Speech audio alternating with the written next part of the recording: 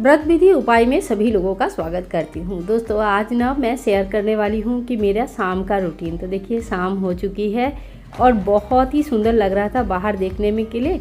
तो थोड़ा सा मैं बस यही रिकॉर्डिंग कर रही थी क्योंकि इसके बाद ना बहुत सारा काम हो जाता है।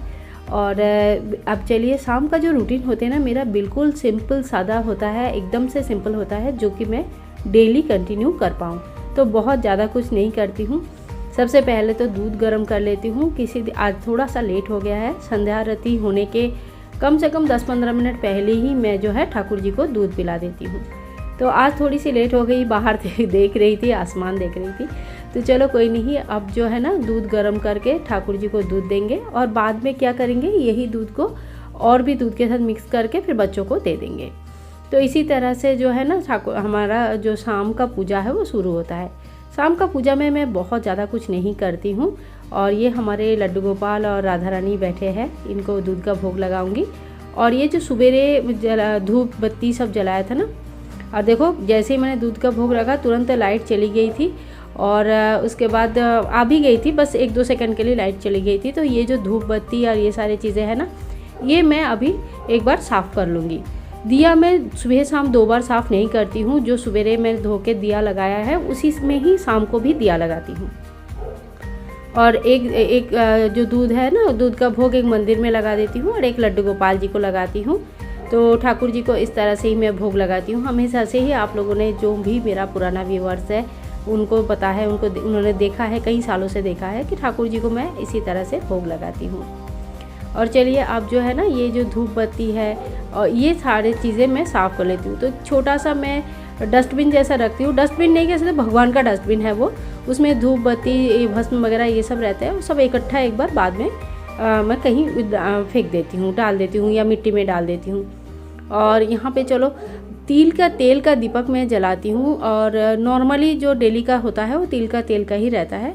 कोई विशेष पूजा वगैरह रहेगा तो वो उसमें जो है ना हम घी का दीपक जलाएंगे, लेकिन जो डेली पूजा होता है वो तिल का तेल का ही रहता है। और 2 धूप बत्ती देखो मैं रेडी करके रखा है, एक ब्लैक वाला एक रेड वाला।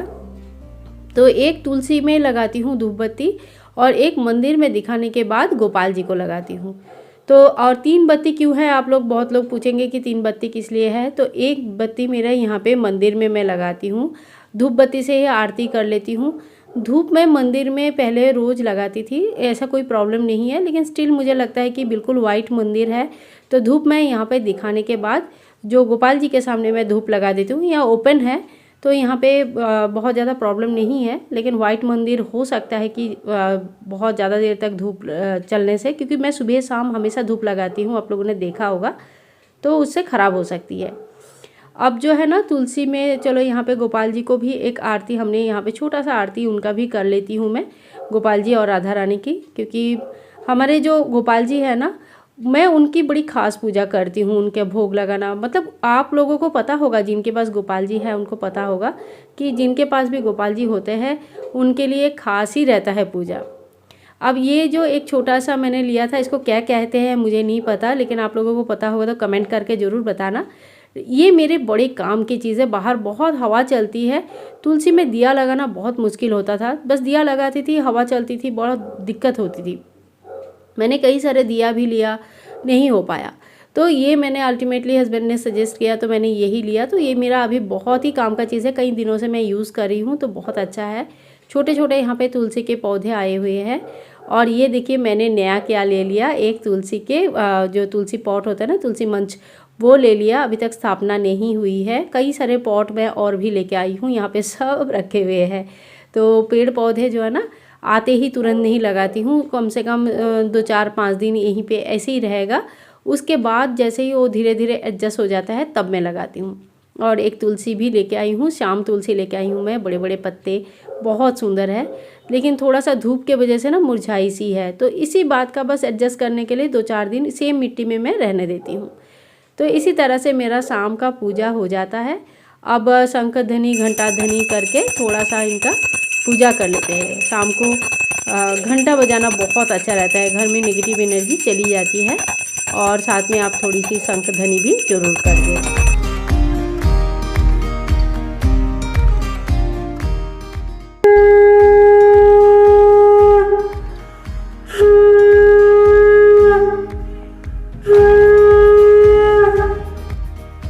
बस कुछ इसी तरह से मेरा रोज़ का शाम का पूजा रहता है। मैं अच्छे से हाथ पैर धो लेती हूँ और सिर पे 3 बार पानी घुमा लेती हूँ। स्नान करके मैं पूजा नहीं करती हूँ, शाम को पॉसिबल नहीं हो पाता है।